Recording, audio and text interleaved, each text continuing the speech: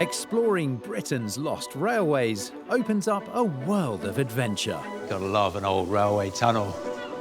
This is just splendid. As an engineer, I love the ambition and scale of the railway age. Oh, beautiful. And there are thousands around Britain who cherish its memory. You missed the last train by about 85 years. Now there are 8,000 miles of forgotten track to discover. Wow, these are giant. And every lost railway has its own story to tell. This is some restored station.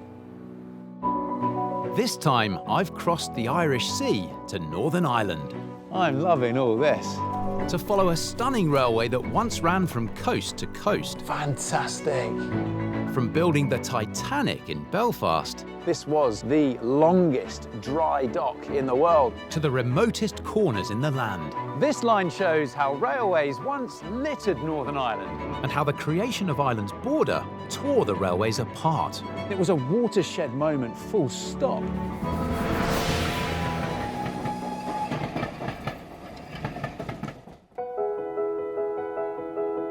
Northern Ireland may not be large. It's similar in size to the counties of Yorkshire. But at one point, it boasted almost 800 miles of railways. It was once claimed that nobody in Northern Ireland lived more than 15 miles from a railway station. But incredibly, over the last 70 years, this region has lost 2/3 of its railway network. For a century, though, they had a huge impact here. A sprawling web of lines connected even the most rural of areas and formed part of a wider network built right across a unified Ireland. I'm going to follow the first railway ever to be built in the north. From Belfast, it ran west through the ancient city of Armagh. I'll then pick up a narrow gauge line that tracks the modern Irish border before following the main network again all the way to the west coast at Bundoran, overlooking the Atlantic Ocean.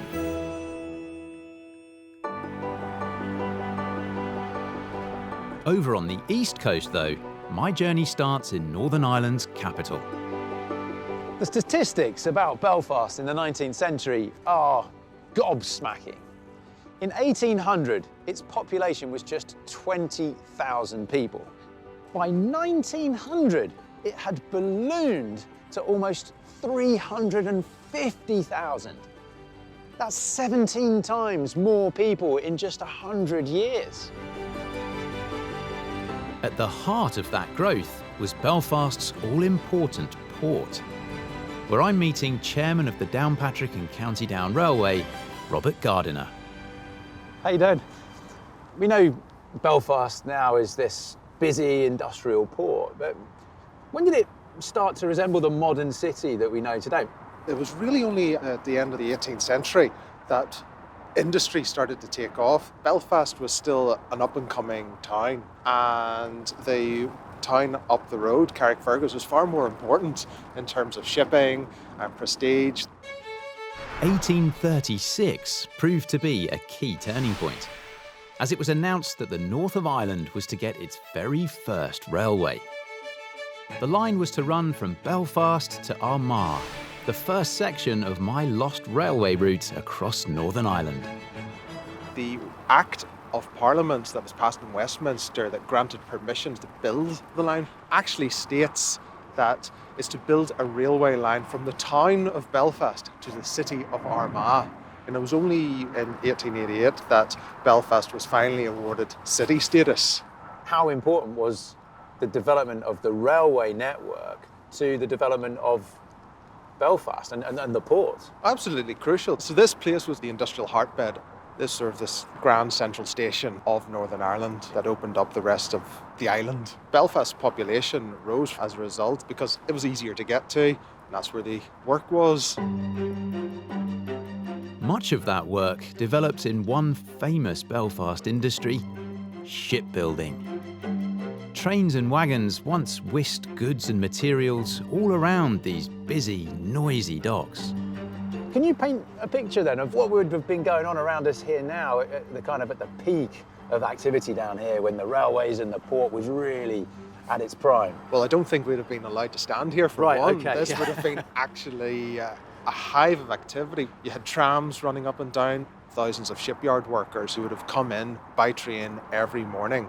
Even up until, say, the 1950s, with the riveters were still going on, I have still family members who say they can hear over in the distance the rat-tat-tat of riveters working, and you can imagine that on a much larger scale. And of course, some very famous ships have been built here. The most famous was Titanic, Indeed. which was built just over here.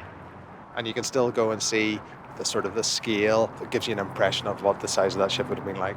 And as we like to say, it was all right when she left here.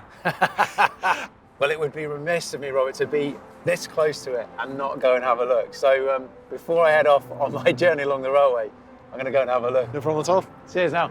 Bye-bye.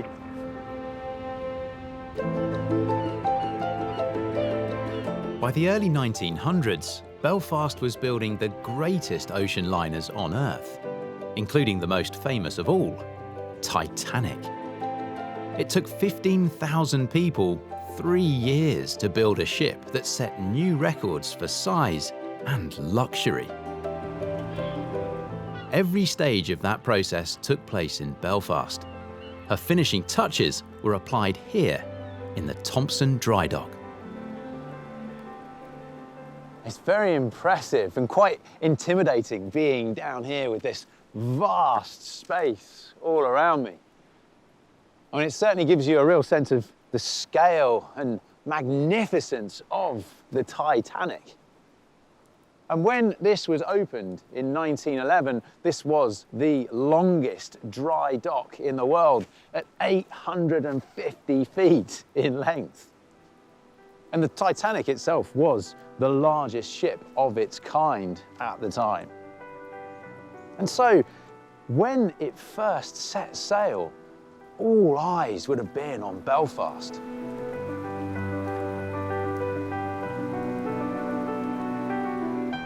This city's rise was so great that by the time Northern Ireland was created in 1921, it made sense for Belfast to become its capital.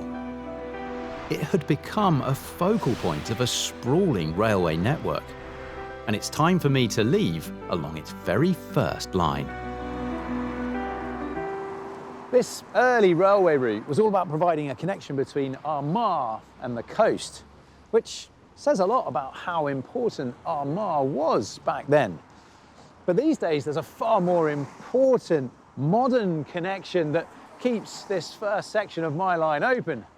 This is now the railway link between Belfast and Dublin. For 30 miles at least, I can hop on board a modern train to travel the oldest railway line in Northern Ireland. My next stop, Portadown. In Northern Ireland, I'm following a railway that once crossed from the Irish Sea to the Atlantic Ocean. And from Belfast as far as here in Portadown, it's still up and running. Now, when I look down at these tracks here, it feels like there's something a little bit different to what I'm used to seeing. And that's because there is. Right across Ireland, the gauge of track, the distance between the two rails, is different to almost anywhere else in the world. In Great Britain, the gauge is 4 foot 8.5 inches. Over here, it's wider. It's 5 foot and 3 inches. Now, in the very, very early days of the railway, the first lines to be built in Ireland, of which my lost line is one, they all got built to different gauges. So as a passenger, I'd have to continuously be swapping trains as I went from one section of track to another section of track. So eventually, the authorities stepped in and settled on a compromise across the whole country. And that was 5 foot and 3 inches, which is that. The railways with the peculiar gauge grew and grew until Ireland boasted one of the world's most comprehensive networks. with my route winding its way from Belfast to the Atlantic Ocean. This particular stretch I'm on now is part of the first ever railway to be built in Northern Ireland, between Belfast and Armagh. But everything west of Portadown was closed in 1957. The rail map of Northern Ireland now looks incredibly different. 2/3 of the routes have disappeared. And there are plenty of folk who miss the railways dearly. Evening, gents. One stop down the line from Portadown, I'm meeting William Hutchinson and Billy Parr from the local Railway Society. This is some restored station, isn't it? This is Rich Hill Railway Station, and it was built about 1846 or thereabouts. Do you remember the trains when they were coming through here on the lines? Oh yes, this chap and myself would claim we were the last two civilians who actually used this railroad. That's a good claim. It must have been around the summer of 1958. We went down to the station and the train was in Armagh station lifting the rails. We said to the guard, could we travel to Portadown? And he allowed us to travel in the guard's van. This is after the line had closed? Oh. Billy's dream, though, is to see the line reinstated. He's part of a local campaign which hopes to reopen the 10-mile stretch from the station at Portadown to Armagh. There has been a scoping study done by the local council, and they're moving on now to a feasibility study. Is there a certain amount of support then, local support for reinstating? There's a lot of local support. In fact, 5 years ago, there was a petition brought to Stormont from the local people of Armagh, 10,000 signatures. In this borough, 20% of people don't own a car or a van. Young people are looking to the future for a greener environment, and they want modern, fast, efficient travel. There are also a tremendous number of commuters who travel from Armagh towards Belfast to work. And the good news is that many of the line's bridges and embankments remain in place, along with this brilliantly preserved station. Why don't you come in and have a look around, Rob? I would love to, because I'm getting through the window and you go, whoa, that looks amazing. The owner of Rich Hill Station has allowed William and Billy to give me a peek inside what's now a fabulous home. Oh, look at this. So, Rob, this was the goods shed area. This was a huge shed. I can see, I mean, the height of the roof there is, you know, it's way up there. And this, what you're standing on now, was the platform. Imagine 2 tracks here and goods vehicles sitting in here, perhaps 12 or 15 goods vehicles. It's quite hard to picture all that now with this incredible renovation that's gone on. Let's continue walking down the platform. So you can just imagine, Rob, 2 huge wooden doors, one here and one down to the right, to allow the vehicles to come in and out. So those wagons would have branched off here into the goods shed. Into the goods shed to keep the goods secure within the shed. But then look, you know, you're looking up at the roof here, and it is, you know, you've still got the sense of this building's industrial past. Wow, what a space. And so brilliantly renovated as well. I tell you what, I would love to live somewhere like this, wouldn't you? As would I.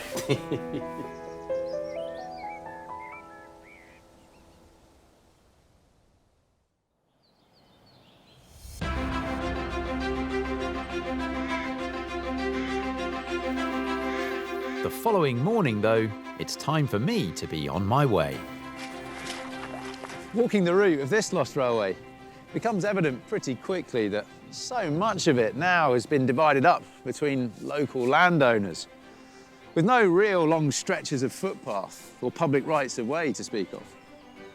If you combine that with the relatively large number of old station buildings that have been renovated and are still in use today, it could be quite a challenge to reinstate this line, or to reinstate it as it was anyway. But for me, on my journey, the challenge is really becoming about finding this lost railway, not just walking it. I'm heading towards the next big stop on this railway line. Back in 1848, the city of Armagh became one end of Northern Ireland's first railway. It would go on to become a railway hub. But the city itself goes back a lot further than that.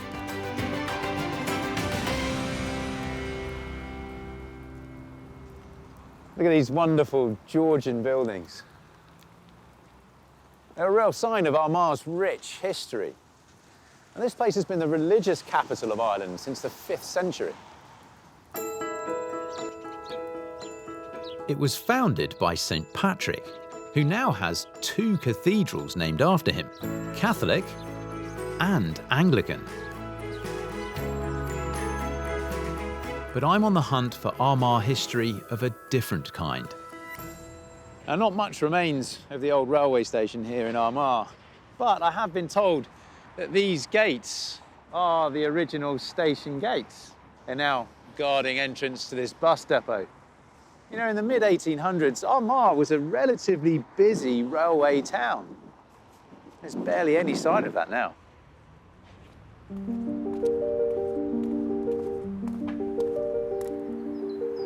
But just outside the city lies a site of immense importance to railway history.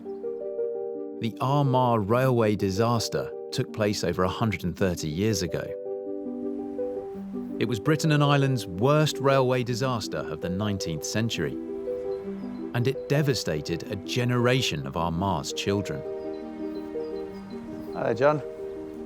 On the embankment where the accident took place, I'm meeting railway historian John McKegney. It was a Sunday school excursion, and there were about 1,000 people on board, a lot of children, families, and they were heading to Warrenpoint for the day. The engine provided was rather smaller than it should have been, and the crew were inexperienced. And when they got a few miles up the track, the engine just couldn't go on any further.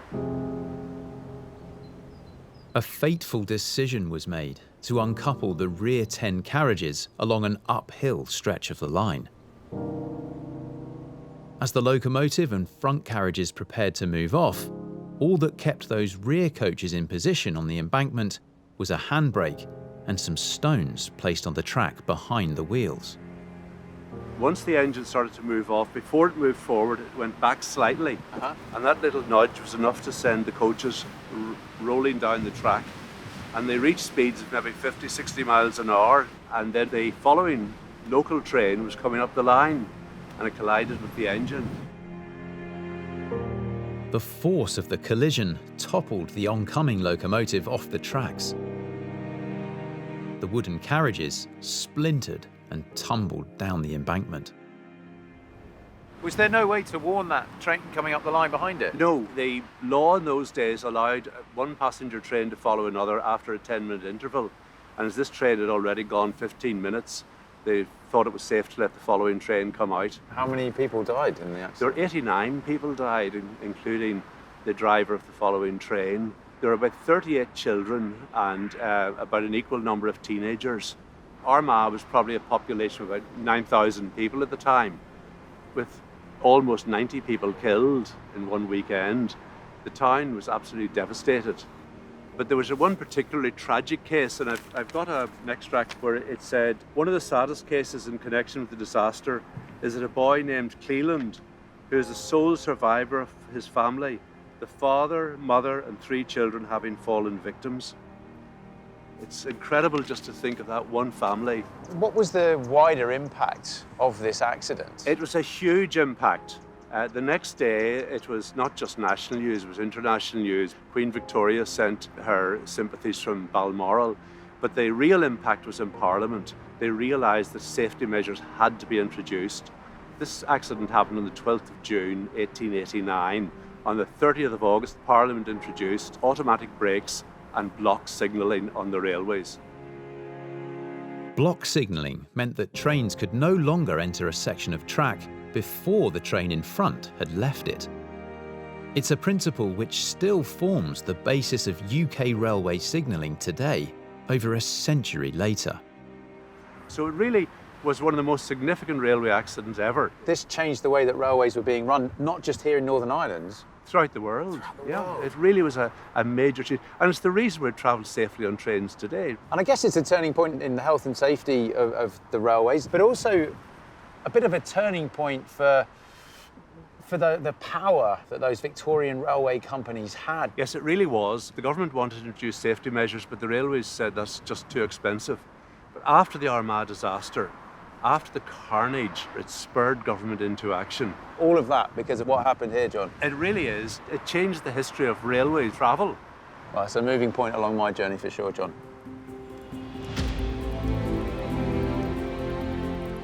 Today in Armagh, there's a very evocative monument, remembering in particular the many children lost in the city's railway disaster. It's ironic, perhaps, that a place that's lost all connection to the railways lays claim to such a timeless and hugely significant moment in railway history. And like many terrible accidents, it seems that it could have been avoided. But what happened here way back in 1889 had the most profound impact on railways right across the globe. And the legacy of this accident is one that now keeps railway passengers safer wherever they may be travelling around the world.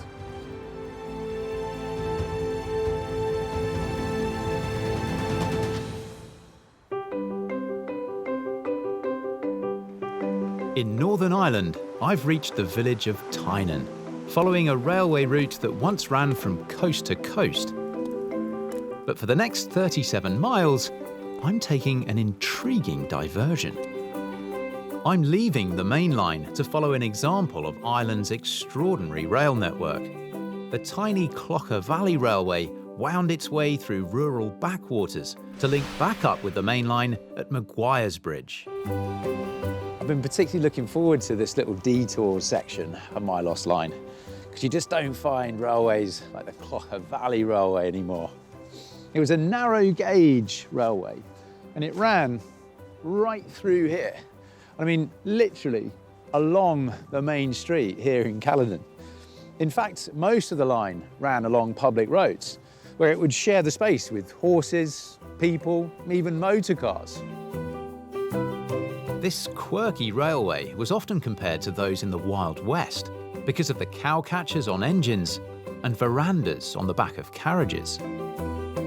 One story goes that a goat was encouraged to roam the tracks. When drivers threw lumps of coal from the train to try and move it, the goat's owner would gather up the free coal. I've got this lovely photo here of the Clogher Valley Railway and the train making its way down through here. And this photo was taken pretty much where I'm stood now. There's that pub sign with the clock tower behind it. Now, there was no official station here in Caledon, but the train would apparently stop once at the courthouse and then again down this end of town, opposite the post office at the parcels office, where apparently there was a waiting room.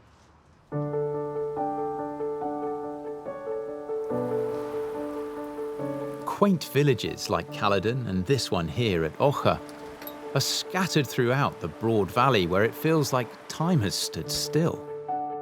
Gordon McLaren is the third generation of his family to run a grocery store that was situated on the street facing the passing trains. The newspapers were delivered here by the train every morning. I have a ticket here. You see the Irish News, J. McLaren via Tynan. And that's one of the old delivery notes? One of the old delivery notes. Fantastic. There were plenty of goods leaving the valley too. Now here I have a book from the Clogher Valley Factoring Company, and they sold bicycle parts, tyres, wheels, saddles, everything. And they were exported all over the northern part of Ireland, right down... On the Clogher Valley Railway? On the Clogher Valley Railway. If that railway hadn't have been here, it would have been a lot more difficult to get all those parts everywhere. I don't know what would have happened. That's really, right. Yeah.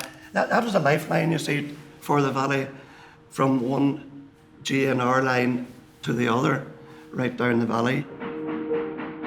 Amazingly, the Irish landscape was once littered with 570 miles of light railways like the Clogher Valley, double the amount built in Great Britain. They provided a vital connection for rural areas and opened the way for intriguing possibilities. I had an aunt, and she and another girl decided to emigrate to Canada. So the pair of them got the train here in Clogher to Belfast, and then across the Irish Sea, sailed all the way to the east coast of Canada, and train all the way to Vancouver. Wow, what a journey. What a journey. But it all started on Clogher Valley Railway. It all started just at the station here, that's right. That's fantastic. People in those days depended on it. But it wasn't to last. The line mostly ran at a loss, and in 1922, it was recommended that the Great Northern Railway take it over. They declined, but this punchy little line chugged along for another 20 years until the inevitable axe fell. It was going off on the last day of 1941, and all the locals all got onto the train for the last run up to 5 Mile Town. And they got up to 5 Mile Town, and there was a few bottles of Guinness and things on the job, and they might have stayed too long in 5 Mile Town. And by the time the train got back down at Clogher again, it was the next day. So nobody knows whether it was 41 or 42 it closed. Really? That's right. So maybe officially it closed 41, That's but right. unofficially, And and that's in right. reality. That's an Irish one, you know. That's good. That's good. The rise of buses and cars had spelled the end for this little railway. Towards the end of its route, though, I'm pleased to say there's a beautifully preserved remnant.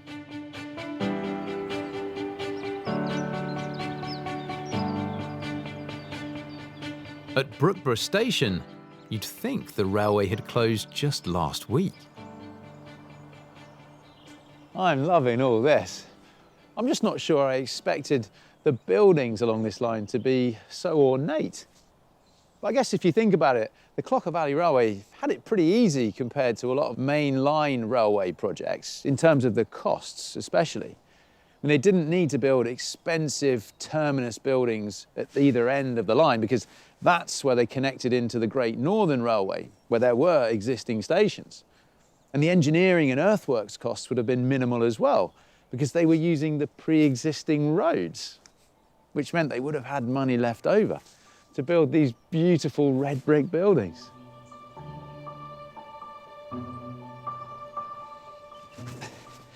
The sad truth, though, is that perhaps they should have saved their money, because the greatest profit this company ever made was in 1904 at just £791. It ran for just 55 years. To me, the Clogher Valley represents that time when the whole of Northern Ireland relied on its railways.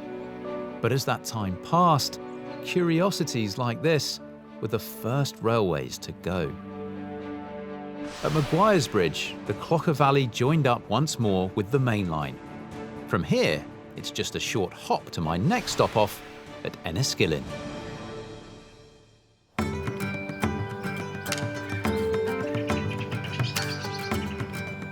To get there, I'm crossing the most westerly and least populated of Northern Ireland's 6 counties, County Fermanagh. But the lack of people leaves lots of room for something else. Cattle.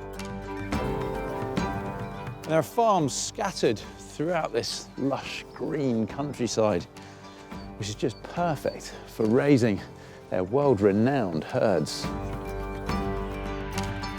The railway once sent pedigree beef and dairy cattle across Ireland, and across the sea too, to Britain. Most of that livestock passed through the county's most significant town and its railway hub. Although remnants of the lost line are pretty hard to come by along both the Clogher Valley and the Great Northern Railway, there are a fair few station buildings that still stand.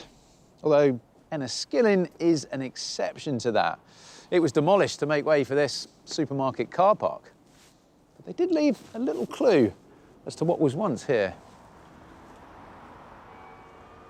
A century ago, the station here would have been a vital transportation hub. If you roll the clock back to, say, 1900, Enniskillen benefited from great railway links to the north, south, east and west, meaning easy access into the network across the whole of Ireland. But in 1921, the border between Northern Ireland and the Republic of Ireland was created. And it's only 10 miles or so from here. And it was a watershed moment, full stop, but in particular for Enniskillen and its many railway connections. The The new international border wound its way around what was now Northern Ireland. But in doing so, it cut straight across many established rail routes. In Northern Ireland's far southwest corner, few places were affected more than Enniskillen. But luckily in this town, there's a most unlikely place to visit for a big dose of railway history. I'm heading to the Barber shop. People come from all over the world just to pop in, get a haircut and have a chance to walk around and see the railway really on display. So it's quite unusual, quite an attraction. Selwyn Johnston and his family have owned this business for almost 40 years. They believe it's the only railway museum barbershop in the world. And all items on display were once part of local railways. They tell an intriguing story of how Ireland's partition created railway chaos. My route to the west coast was a perfect example. It added more complications to the railway journey, and you would have the introduction of customs and people going from north to south and vice versa. During the wartime years, the 1940s, the United Kingdom introduced double summertime. The Republic of Ireland still introduced ordinary summertime, so it meant 1 hour difference between the two countries. If you're travelling from Enniskillen to Bundoran, you would have crossed the border twice, and you would have had 3 different time zones to change to in that journey. Where were they then? Where were those border crossings? If you're going from Bundoran Junction to Irvinstown to Kesh, you're in Northern Ireland, and then you're into Petticoat, which is the Republic of Ireland, back into Northern Ireland again, at Castle Caldwell. Belleek also is in Northern Ireland, but then you move into the Republic of Ireland in Ballyshannon, and then your final destination, Bundoran. That says it all to me. And that's 20 miles, and you've crisscrossed a number of times. Absolutely. And in the timetable, it shows that on paper, that Bundoran Junction to Bundoran was 27 minutes. But going the other direction, it was 2 hours 46. So 5 times longer on the timetable going one way as it is to the other. But the journey only lasted an hour and a half. So real time, hour and a half. Real time. But there's that variation because of the time difference. Yes. But in 1957, the Northern Irish government took a huge decision to close railways that weren't paying their way. 457 miles of track suddenly faced the axe. This was a full 6 years before the Beeching report would do similar across in Great Britain. And these closures left short stretches of track south of the border completely isolated. These too were forced to close soon after. And specifically in Enniskillen, what was the impact of the creation of the border, and the closure of the railway?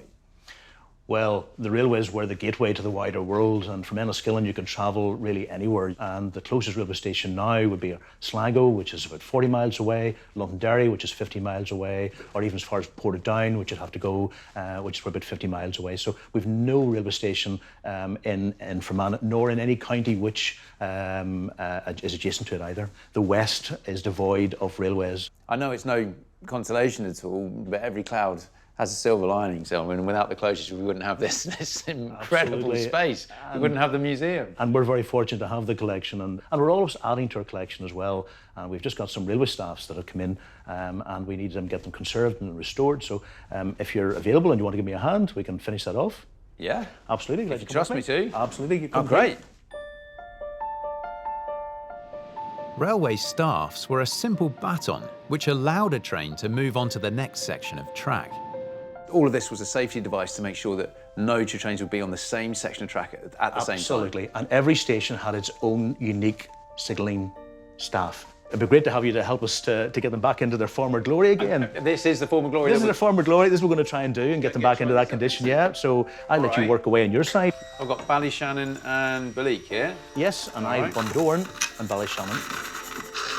Oh, it's all coming off. It's great. A lot years of rust, unfortunately. Yeah.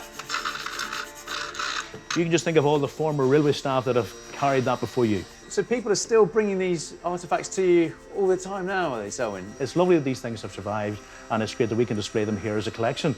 And it tells the story of railways in Fermanagh, and we're very proud of that. Well, that's lovely. Long may that continue, that people keep bringing stuff down here so that, you know, people like me and others who may be passing through Enniskillen can come and enjoy it as well.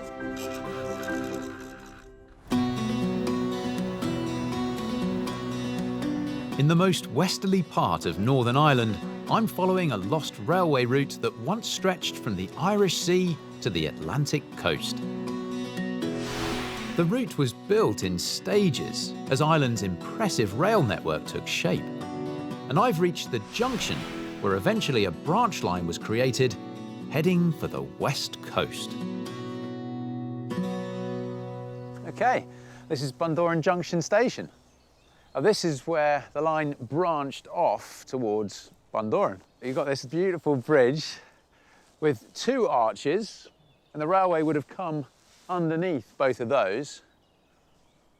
I've got this photo here from when the station was still in operation, and this is the line that branched off towards Bundoran, which must have been over on this side. Now, this part of the building here, that was the refreshment room of the station, and there was an odd, quirky rule here that alcohol could only be served in here when there were two trains at the station.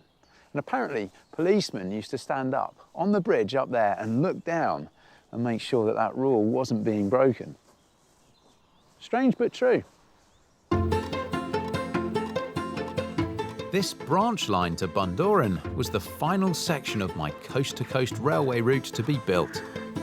But it was still completed 55 years before Ireland was split in two. I'm now heading in a straight line towards the border, across which my railway would have at one time steamed right through uninterrupted. And in the village of Pettigo, I can see just how the creation of the border impacted the train journey. Today, one side of the village is in the Republic of Ireland, the other is in Northern Ireland. The river actually forms the border because it was the county boundary. It then suddenly became an international boundary. Just a few yards short of the Republic, I'm meeting railway historian Alan Devers. First of all, you'd be taken off the train. The customs officer would probably display this to you. The penalties of smuggling are severe, so do not be tempted to make a false or incomplete declaration. All right, so it's just a serious business. From 1921 onwards, some items were cheaper in the north, some were cheaper in the south. So people came up with resourceful ways to avoid the duties now owed, as items crossed the border. Our story is that an old man who was a frequent smuggler used to, well, he wouldn't have had a hat like mine, he probably would have had the old traditional brimmed hat. Yeah. What he used to do was he would hide pounds of butter in his hat, which doesn't work on mine because it's not big enough. So I would not be a successful smuggler. But that's what he did.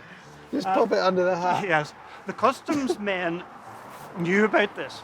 So they took him off the train into their office at the station. They had a big fire on and drew him up beside the fire and started to chat to him. And of course, it got hotter and hotter. The butter started to melt down his face. They pretended they didn't notice anything. He couldn't let on that it was happening, so he just sat there with the butter running down his face. And then, of course, they let him go because they knew they knew they'd done their work. There were quite a few other favourite things, such as cigarettes, whiskey.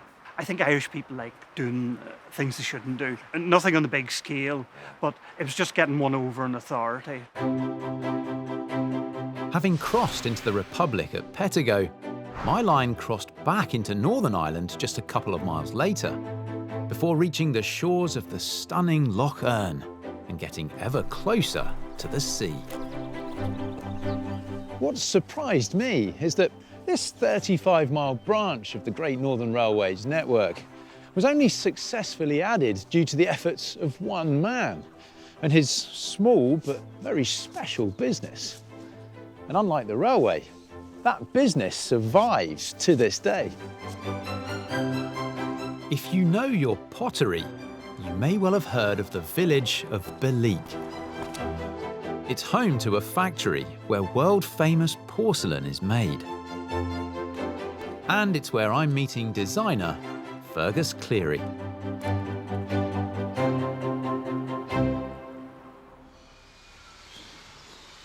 There he is. Rob, how you doing? Fergus, nice to meet you. Good to meet you. I'd say it's a real labyrinth walking through all here. I know that this is all the area where everything's waiting to get fired, so they're sitting on boards because they've got to be perfectly dried out before they go in the kiln. Each year, over 100,000 pieces of pottery pass through 16 pairs of hands before being shipped across the world. Everything's been made, from lamps to mugs to vases. It's fantastic. How did it come about that this pottery was established here in Belleek? Well, the story goes way back to the 1850s when John Caldwell Bloomfield inherited the estate from his father. He got a mineral survey carried out on his lands, and one of the things they found was feldspar and china clay, which are the main ingredients to make porcelain.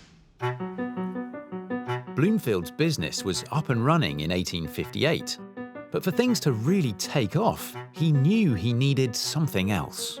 The one thing they wanted to get going was the railway.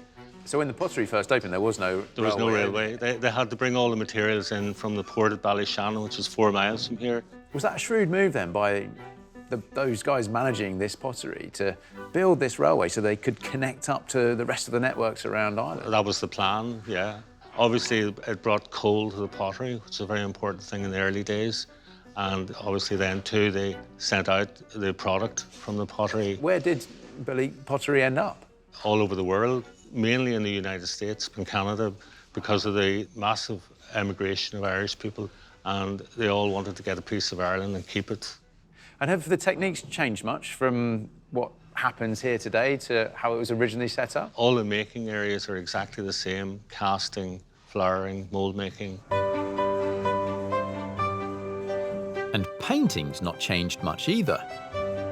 Rachel has been honing her craft here for over 30 years. Hi, Rob. Oh, you got shamrocks going onto the plate there. I'm putting on some shamrocks, yeah. So this is one of the last stages in the process, is it? It is, yeah. Well, you're very quick with those. Bit of practice. I hear that the Queen has some Belleek pottery. She certainly does. In actual fact, I painted a bespoke basket for her. Oh, really? Yeah. And were you aware at the time that that was going to be yeah. going to the Queen? It would have been nice to deliver it to, but Now, I've been invited to come and do a bit of painting. I think I might get you to try a shamrock. Okay, okay. So it is really just like doing 3 little hearts, and it's just 2 flicks for each little petal. Right. Okay. And that's your shamrock. So I'll go hold it that way. Yeah. Right. 2 little flicks. 2 little flicks, that's all it is. I mean, if you go in heavy-handed, there's no way back from it. That's so bad. That is so bad. Well, safe to say this is not going to be ending up in Buckingham Palace, is it?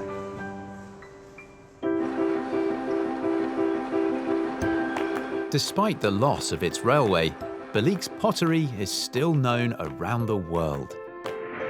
And it's not the only lasting legacy at the end of my journey. The Bundoran Express once whisked tourists to the very end of the line, helping tiny Bundoran become one of Ireland's most popular seaside resorts. But it's now over 60 years since trains could cross the whole of Northern Ireland to these western shorelines. The last train arrived in Bundoran in 1957. This has been a fun and fascinating journey right across the whole island of Ireland. Right back at the start, on the east coast, I've seen how the railways were a real catalyst for Belfast becoming the capital we know today, but also how they changed life in some of the least populated inland areas too. And in that respect, the railways have shaped history here as much as I've seen along any of my lost lines. But the opposite is also true. History changed these railways. The Irish railway network was built to serve a unified land. And in my mind, there's no doubt that the creation of an international border a century ago has played a large part in making this now a lost railway.